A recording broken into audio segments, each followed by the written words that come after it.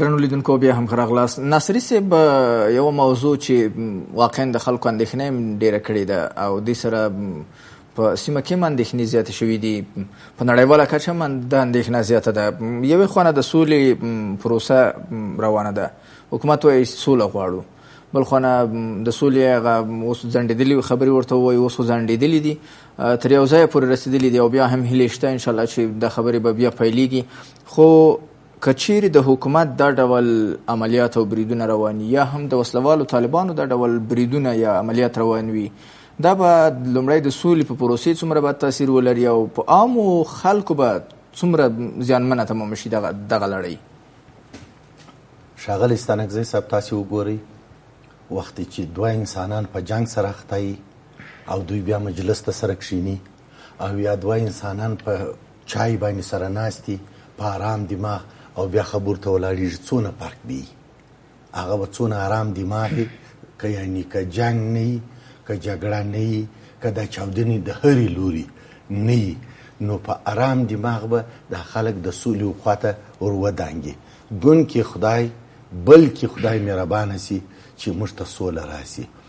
د سولې د راتګ سره د افغانستان دغه حالت بالکل به پر مخ باندې ورک سي، دغه تکالیف به ورک سي، دغه سرګردانیانې به ورک سي، د مشکلاتو د ستونزه به ورک سي او تر هر شي مخکې، تر انتخابات مخکې، تر حکومتدارۍ مخکې، تر د حکومت تر چوکاټ مخکې، تر نظام مخکې، تر هر شي مخکې یوازینی شی زما په شخصي عقیده باندې او کوم ولسونه چې په ما پسې دي د هغو ولسو په عقیده سره باندې سوله لومړی شی دی. ولې د سولې نوم په قرآن شریف کې اخیسته سوی دی چې 1401 کاله پرون پوره سوه او په دې کې د یوه سپم قدر نه کمبود، نه د یوه زیر او زور قدر نه کمبود نه بالابود پکښې راغلی دی. موږ مسلمانان یو، موږ د خپل مذهب او د خپل کتاب درنښت کوو او درناوی کوو او په هغه کې موږ ته راغلی دي چې سوله، شورا، ناسته دا ستاسو په خیر ده. نو په لحاظه د سولې دپاره باید کار وسي، د سولې دپاره باید ځغاستې وسي، مګر متاسفانه دا ځغاستې څوک وکړي؟ د دا ځغاستو دپاره خو هم یو څوک، یو ټیم په کار دی. اوس دم در حاله چې حالاتو ته ګورو، کراینو ته ګورو، تجاربو ته ګورو، اوس خو د سولې شوقي سړی هیڅوک نسته چې دا قدرتونه یې په لاس کې دي. دا خو د سولې شوقیان خلک نه دي. که د سولې شوق ولري، سوله دوی ولې د سولې شوق نه لري؟ دوی ولې سوله نه غواړي؟ ګټې پکښې دي، کروزینګ سته، کور سته، بنګله سته، چوکۍ خرڅوان ګرانیوانګ سته. ناصري صاحب، دغه کروزین، دا کور، دا بنګله او دا امکانات کیدای شي د سولې په بهیر کې هم دوی ولري، ځکه دوی خپل لوړ مقام کې دي، دوی خو چارواکي دي، دوی د دې هېواد په رهبریت کې قرار لري، کیدای شي دغه امکانات هغه وخت کې هم دوی ولري. دغه خبره د دوی دغه څنګه مغزو ته ورپیچکاري کوي، دا مغزو ته څنګه دا خبر رسوي چې کاکا په سوله کې ګرچې د دوی د ډېریو تعداد اولادونه خو نسته، خو بیا هم ته ورته وایي چې ستا اولاد به په سوله کې ښه تعلیم به وکړي، ستا اولاد به په سوله کې ښه روزنه واخلي، ته به جومات ته ولاړ شې په امن فضا کې، ته به مغازیه ته ولاړ شې په ښه فضا کې، ته به مثلا خارج ته ولاړ شې د علاج دپاره په ښه فضا کې، او یا به دلته علاج وکړې په سکون په فضا کې، موږ به مخ ته ولاړ شو. دغه اوس چې د دوی مغزو ته ور اچوې، نو دا هم غټه ستونزه ده د دې دپاره چې ما خو دغه روپۍ پیدا کړي دي په غلا، ما خو روپۍ پیدا کړي دي په رشوت، ما خو روپۍ پیدا کړي دي په غصب. یو ویره خو به دوی له دې نه لري ناصري صاحب چې که چیرې سوله وسي، بیا به هغه وخت کې دوی دغه اوس چې کوم عواید ترلاسه کوي له غیر قانوني لارو لکه بډې اخیستل دي او نور غلاوې دي، 100 مثالونه نور دي، دوی به له دې ویره لري چې دغه سرچینې به په موږ باندې شي. ښایي د موټر د امکاناتو د ګارد او د کور او د بنګلې او د پیسو امکانات وي، هماغه چې اوس لري هغه بیا هم وي، هغه ټاکلی معاش بیا هم ولري، خو دوی به نور سرچینو باندې فکر کړی چې دا نور سرچینې په دوی بندېږي. ستا خبره بیخي د تایید وړ ده. که ته سواس معاش نه په معاش باندې په 20,000 افغانۍ، په 22,000 افغانۍ، په 15,000 افغانۍ، په 15,000 افغانۍ نه وزیر کار کوي، هغه یوازې د ده په کور کې د ده د پیستول نه بسیږي. نه معین کار کوي، نه جنرال صاحب کار کوي، نه وکیل صاحب کار کوي، نه وزیر صاحب کار کوي. په معاش باندې هېڅوک کار نه کوي. نه د یو ساده اوزي امیر په معاش کار کوي. 100 ځایه ججې اخلي، 100 ځایه ټکسونه اخلي. هلته یو د یو چا ماشینري ولاړی پر هغه باندې حمله کوي، د یو چا یو دکان ولاړی پر هغه حمله کوي. او په عین وخت کې لکه دا ما چې د امیرینو تراوزو پورې درته وویله، په ډول ډول ناوړه اعمالو باندې دوی خپل اخته دي. مثلا یعنې د ریړۍ والا 100 روپۍ اخلي، دغه ریړۍ نه ده د کراچي چې په لاس یې کشي، د دې 100 روپۍ اخلي. دا ستا خبره بالکل سند ده چې دوی وایي چې دغه شورواګانې خو به بې له هغه راته چالانه وي، کروزینګان خو به یي. موږ ته وایي چې کاکا دا ولسونه ورته وایي چې ته په سوله کې خنډ مه راولئ، ته سولې ته ستونزې مه جوړوئ. کاکا دا کروزینګ هم ته وچلوه، کاکا ما بس ته دې هم نه کشو، دغه روپۍ دي چې راټولې کړي دي په نامشروع لار دا دغه که مګر سولې ته خنډ مه جوړوه. بدبختانه خو ما درته ویلې چې دغه افکار د دوی مغزو ته څوک ورپېچکاري کړي چې دغه راټولې کړي دي د غونه دي بس ته په 15,000 کاله د دغه حساب په ورځ د آخرت موږ ته ټوله مسلمانان یو ورکوی نه سي چې دغه دي چې راټوله کړي دي په 15,000 کاله د دغه حساب ته نه سي ورکوی چې نه درواغ پکښې چلیږي ورځ د محشر یې حساب کتاب یې. او اوس څونه سړی چې یو رشوتخوري، سړی چې یو غاصب وي، سړی چې یو چوکۍ رانیونکی او خرڅونکی، سړی چې په مرضو باندې مبتلا وي، خپل په ایمان او وجدان کې دی ډېر ضعیف، ډېر ظاهرتاً به د ښه لوکس کورتۍ بیا اغوستي، لوکس لونګۍ بیا پر سر یې لوکس نیکټایي بیا تړلي، په لوکس موټر کې به یې باډیګارډان به ورپسې.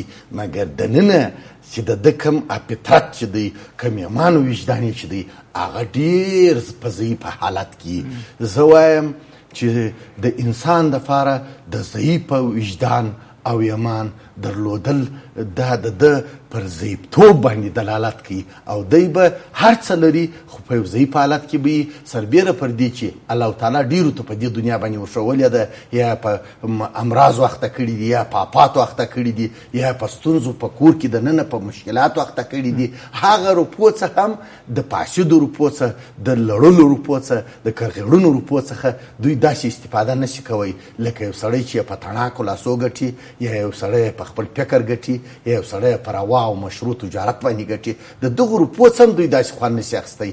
په بنګله کې ناستی 4 منزله یې جوړه کړې ده، شاوخوا هم د 1 جریب 2 جریب 9 جریب 3 جریبه باغ هم پرې ګرځولی دی، مګر زړه پکښې سکون نه دی.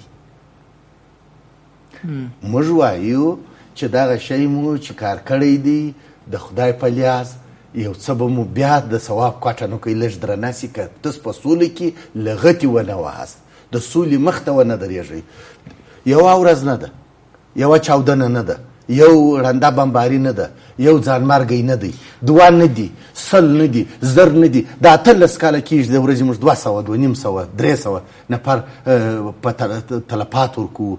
په یو ملک کې په یو هېواد کې چې 200-300 نفر تلفات دي، په هغه هېواد کې به قانون به هلته چیري، ډیموکراسي به هلته چیري، جمهوریت به هلته چیري، عدالت به هلته چیري.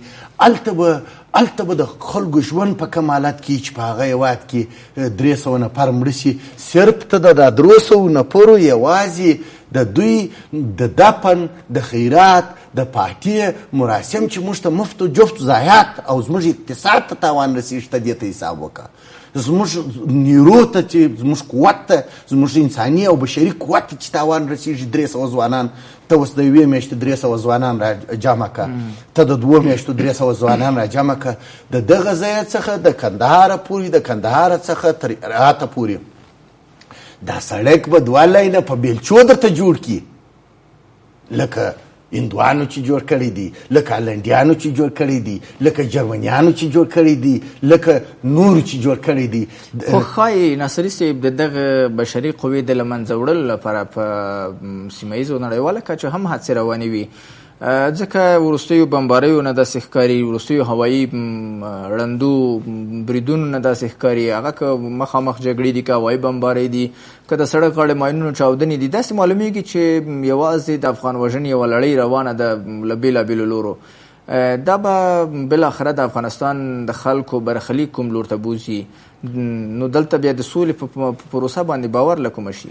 تاسې وګورئ که چیرې د سولې پروسه د طالبانو سره غلطه وه، نو نه میاشتې به زموږ وخت نه ضایع کېدی، زموږ مرګو به ادامه نه لرلی. وختې چې نه میاشتې ملاقاتونه وسوه، پر هره ماده باندې، پر هر ټکي باندې څلور ورځې جلسې وسوې، غټې غونډې وسوې په دوحه کې درته ښیم. وختې چې تر هغه آخري حده پورې رسېږي چې اوس دسخط ته، نو دا خو د انټرنیټ زمانه ده، د ټرمپ او د ښاغلي خلیلزاد ارتباط نه و. دا اوس خلیلزاد خپل پر سر راواخیسته.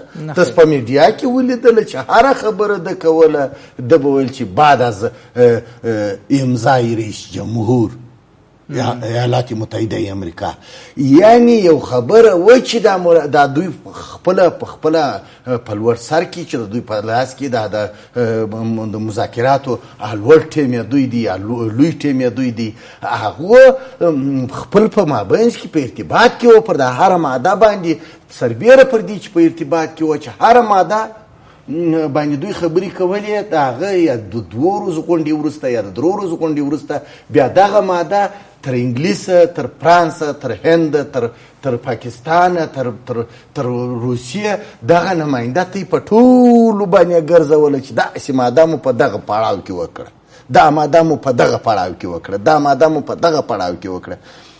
د امریکا ښاغلی رئیس جمهور راولاړ سو، بغیر له دې دلته د خلکو سره شکونه هم پیدا سوه، د نړیوالو سره هم شکونه پیدا سوه چې ستا دپاره دسخط ته درغی. په دغه دسخط کولو کې دوی ته غرور پیدا سو، ښاغلي ټرمپ ته غرور پیدا سو، د امریکې د متحده ایالاتو قوت، طاقت په ساینس کې او په ټکنالوژي کې د دوی لوړوالی، دوی ته غرور پیدا سو چې د طالب پاپړ ته وکتل، د طالب چمپل ته وکتل. اول ته په ماده کې راغلي وه چې په 14 میاشتې کې به دا ځای د خیر سره ترکوي او خپل په کار پسې به ځئ، موږ پرېږدئ خپل کار پرېږدئ په منظم شکل، په منظم شکل. دوی چې دې ته وکتل هم هم یې زړه کېږي هم یې ساړه کېږي. نو که دې لغوه کول اوس یې بیا شروع کوې ولي؟ زه د دغه میزه تاسو ته اطمینان در کوم چې انشاءالله په بله هېڅ لاره نسته بې سولې. امریکایان دې هم غوږونه خلاص کړي چې هر څونه بې ګناه ولسونه جنګي ډلې او جنګي خواوې په تلفات باندې ورسوي، چاره بیا ناستې نسته. دقیقا ناصري صاحب، اوس امریکا که ځان یو زبرځواک بولي، یو قوت بولي، ځان یو ډېر لوی هیواد ورته ښکاري، یعنی داسې یو هیواد چې هغه اټومي طاقت لري، که چیرې دومره غرور ورته پیدا کیږي، حداقل هغه د ډیپلوماسۍ غرور هم باید وساتل شي. ډیپلوماسۍ کې خو داسې څه نشته چې تر 9 دقیقې پورې په مخ ولاړ شه او 9 دقیقې کې د کاغذ په لغته او ووایي چې زه دا کار نه کوم. ځکه د امریکا دا یو مثال نه ده، د امریکا له ایران سره هم ورته ستونزه درلوده د اټومي تړون په برخه کې، ورسره دغسې جفا وکړله په وروستیو شیبو کې، هغلته هم هغه پرېکړې لیک نه ووتل. او د افغانستان د سولې پروسې ته که راشو، که چیرې د سوله نه غوښته، خو لومړی به د خبرې نه پیلولې، او که د سوله غوښته بیا 9 میاشتې چې دغه پروسه پر مخ ځي، بالاخره په 9 دقیقه کې چې د افغانانو هیلې وي او طالبان هم دا خبر کوي چې دا پړه په کابل کې د یوې چاودنې پلمه وګرځوه او د یو امریکایي سرتیري وژل کېدل پلمه وګرځوه.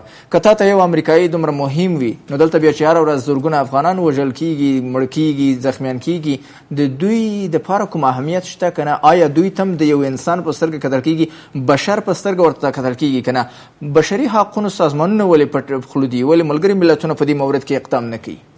تاسو وګورئ که تاسو د یوه افغان او د یوه امریکایي په دغه په پرتله کې سره اچوئ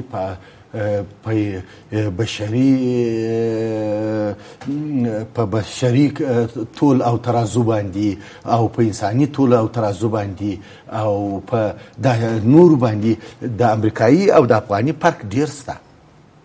تاسو وګورئ که فرق نه وای نو ټرمپ ته خبره نه کول امریکایي ارزښتمند دی، امریکایي خپل خاورې ته کار کړی، خپل اقتصاد یې لوړ کړی، په ملک یې سوله ده، امنیت دی، هغه څو سوه چنده تر موږ ځان لوړ ګڼي کې ونه ګڼي. تاسې وګورئ یا به 20 یا به 30 امریکایان شاش کال مړه سوي، موږ خالي ملکي تلفات تر 50,000 تر 100,000 ډیر دي. نو خو معلوم داره خبره چې موږ ته د انسان په سترګه نه کته کېږي، موږ ته د بشر دا موږ خپل د ځان د لاسه مشکل د ځان له څنګه د ځان د لاسه دا چې ته ګوره ته اوس وګوره سولې ته روان و د طالبانو په نه منجمنټ کې، په نه دولت کې، په نه کمپیوټر کې، په نه انټرنیټ کې. اوس خو د کمپیوټر او د انټرنیټ نړۍ ده، کېدای شي طالبان تر یو اندازې پورې تر یو اندازې هغو 15 کسیزه هیات استولی دی، نه یو کمبود سوی دی، نه بالابود سوی، نه بل غاو کړی، نه بل شکایت کړی دی چې ما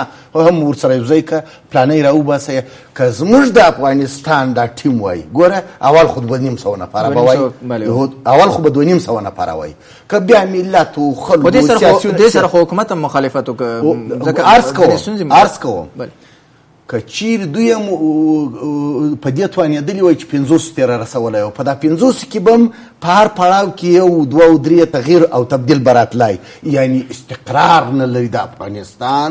د دې استقرار د نه موجودیت یا نه شتون یا نه درلودلو لامل څوک دی نصري صاحب؟ ته ګوره دغه څو کسانان دي، دغه څو کسانان مثلا ته اوس وګوره، اوس ته وایې دغه چې اوس ولاړ دي دغه اتلس نه دي او د دوی پر شاوخوا چې دغه سیاسیون احزاب او سیاسیون متبرین ورته ووایه. تر پرونه پورې موږ زورواکي ورته ویل، مګر نن متبرین ورته ووایه. ته په دې متبرینو تا په ګرد افغانستان کې یو زورواکی اوس را پیدا کړه، خو دا ټول اتلس سره نارې وایي چې موږ عدالت غواړو، د زورواکو سره معامله نه کوو، موږ قانون شکنه نه پرېږدو د ځان سره. تېره وښه نو یا به قانون شکنه په ټول افغانستان کې وجود نه لري.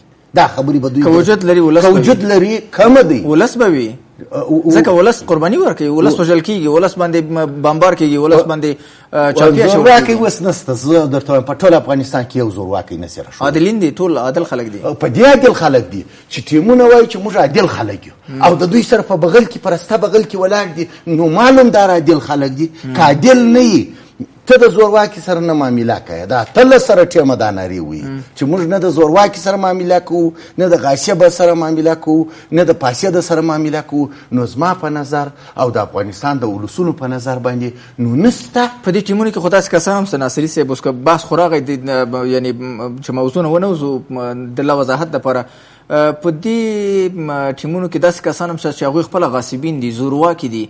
نو که چیرې د دوی ټیم بیا دا شعار ورکوي چې موږ عدالت غواړو، موږ غاصبین نه یو، د غصب مخنیوی کوو، نو دا بیا دلته اوس څه کول، ولس ته څه کول پکار دي؟ ولس خو یې د یوې طرفه داسې ولس نه دی چې دوی ډېر عمر په تعلیم کې تېر سوی. ولس بیچارهګان 40 کاله په جنګ کې اخته دي. زه تاسو ته یو مثال درته کاروم. ورسه د کابل نور نانوایانو ته خو زه نه یم تللی، د مکرویانو نانوایي ته تللی یم.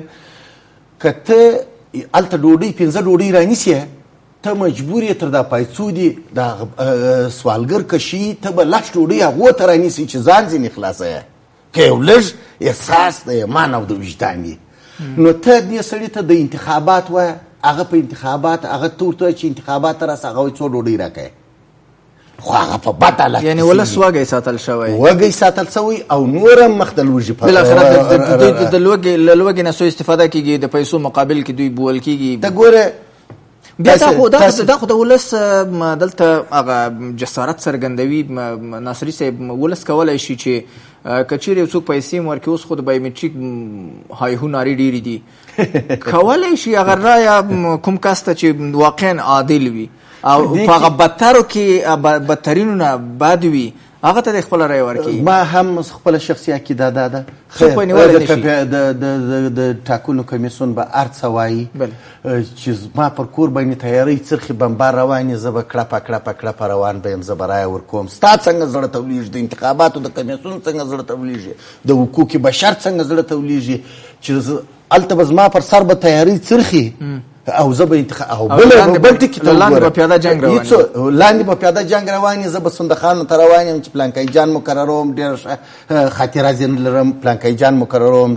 زه دا نظر ډېر تاییدوم چې په دغه ړندیانو کې سړی وګرځي د ایمان او د وجدان د فیصلې له مخې په دا ړندیانو کې چې په یوه سترګه لږ دید لري هغه انتخاب کړي، په یوه سترګه هم پوره دید نه لري چې اوس موږ وایو چې په دا ړندیانو کې یو سترګی راوړي. هغه یو سترګی که پیدا شي هغه خو دلته ممکن پرېنښودل شي.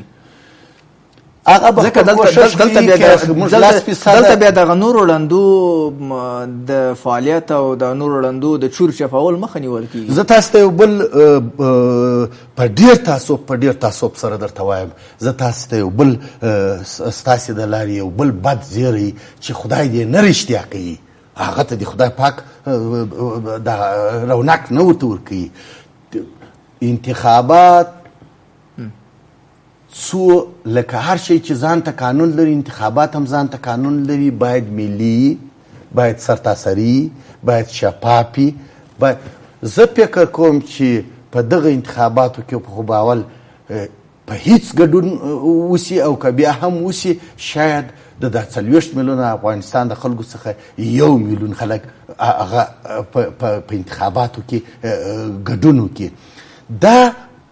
دا ځل تیر ځل د هغه وایندان وه، تیر ځل د هغه د انتخاباتو کمیسیون، تیر ځل د هغه یعنی هر ځل چې موږ انتخابات کړي دي د تیر ځل پر انتخاباتو باندې موږ شکر ایستلی.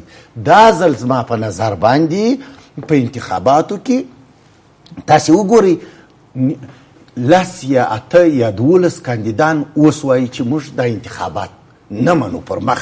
تاسې وګورئ دویم ټیم وایي چې انتخابات وځنډېږي او 2 پیاوړي ټیمونه چې پیاوړي خلک ورسره شته چې د 18 کاله د افغانستان پر مهمو کرسیو باندې د آمد و درآمد پر کرسیو باندې ناست خلک وه.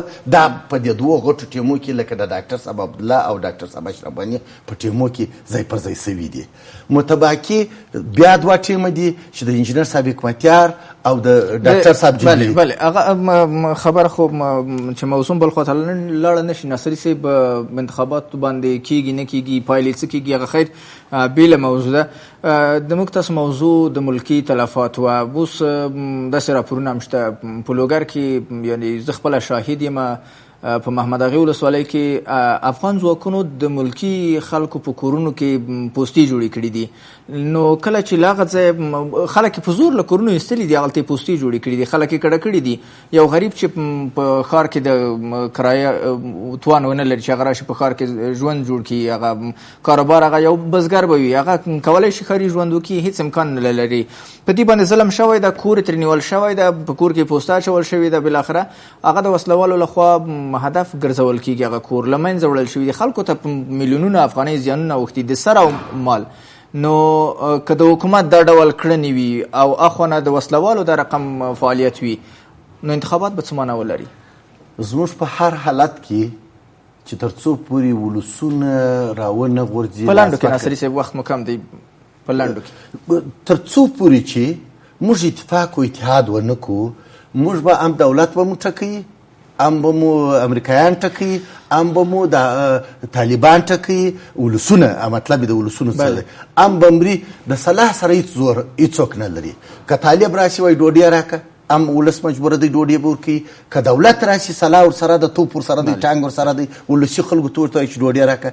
په دغه ګناه باندې که یو د بله سره نیول کېږي، نور هم د ولسونو بدبختي، مرګ، ژوبله مخ پر ډېرېدو ده. ډېره زیاته مننه ښاغلی ناصري صاحب چې په بحث کې مو راسره برخه واخیسته او د موضوع په تړاو مو تفصیلي څرګندونې درلودې. کور مو ودان.